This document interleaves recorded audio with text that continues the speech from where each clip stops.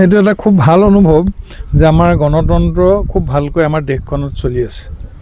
এইটো আমাৰ কাৰণে সমগ্ৰ দেশবাসীৰ কাৰণে এটা খুব ভাল মানে এটা পৰিচায়ক। এই যিটো আমাৰ প্ৰক্ৰিয়া যিটো চলি থাকে, আমাৰ ভোটাধিকাৰ আমি সকলোৱে সাব্যস্ত কৰোঁ।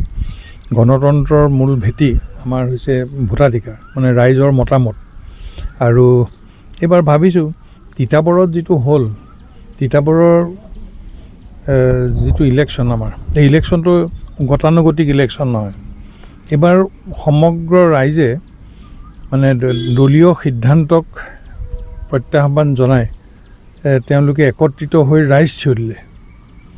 আৰু যদিও মই বিচৰা নাছিলোঁ মই ইলেকশ্যন খেলিবলৈ, কিন্তু ৰাইজৰ প্ৰবল দাবীত শেষত মই শিৰ নত কৰি ভগৱন্তৰ ওচৰত চিন্তা কৰি পেলাই মই আগবাঢ়িলোঁ। আৰু আমাৰ এই তিতাবৰৰ ইলেকশ্যনৰ যি ফলাফল হ'ব, এই ফলাফলে ভৱিষ্যতৰ দিনত এক খুব প্ৰাসংগিক বিষয় হিচাপে পৰিগণিত হ'ব বুলি মোৰ এই মুহূৰ্তৰ অনুভৱ। মই কালিলৈ পৰা মই চিন্তা কৰিছোঁ, মোৰ অলপমান কৃষি কৰ্ম আছে। কাৰণ আজি 4 দিন হ'ল মই পথাৰত হাল বাবলৈ লগাইছোঁ, বৰষুণ আছে। গতিকে মানে জেঠৰ মাহটো শেষ হোৱাৰ আগত মই আমাৰ যিটো ধান সিঁচি মই খেতি কৰোঁ, সেইকাৰণে মই মানে প্ৰায় 70% মাটি মই ধান সিঁচিবৰ কাৰণে মই উলিয়াব লাগে।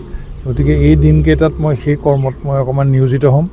আৰু তাৰ লগতে বন্ধু বান্ধৱ যিসকলে মোক সহায় কৰিলে তেওঁলোককো মই সময় দিব লাগিব। ভোটাৰ ৰাইজক এইটো তেওঁলোকে শান্তিপূৰ্ণভাৱে তেওঁলোকে নিজৰ ভোটাধিকাৰ সাব্যস্ত কৰক। গণতন্ত্ৰৰ আমাৰ আমি ৰক্ষা কৰাৰ কাৰণে প্ৰত্যেকজন আমাৰ সমাজৰ ব্যক্তিয়ে আমি গণতন্ত্ৰ আমি ৰক্ষা কৰিব লাগিব। গণতন্ত্ৰ ৰক্ষা কৰিলে আমাৰ দেশখন সুন্দৰকৈ চলি থাকিব।